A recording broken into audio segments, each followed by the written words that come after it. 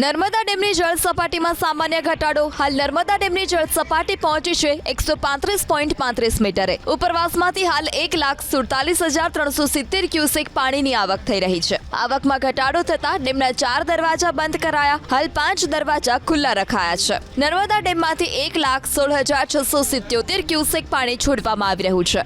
Narmada dam 90% ભરાયો છે.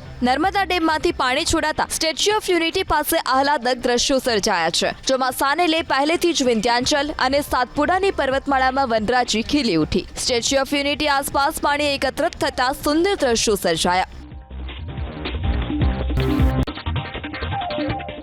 નર્મદા ડેમની જળ સપાટીમાં સામાન્ય ઘટાડો. હાલ નર્મદા ડેમની જળ સપાટી પહોંચી છે 135.35 મીટરે. ઉપરવાસમાંથી હાલ 1,47,370 ક્યુસેક પાણીની આવક થઈ રહી છે. આવકમાં ઘટાડો થતા ડેમના 4 દરવાજા બંધ કરાયા. હાલ 5 દરવાજા ખુલ્લા રખાયા છે. નર્મદા ડેમમાંથી 1,16,677 ક્યુસેક પાણી છોડવામાં આવી રહ્યું છે.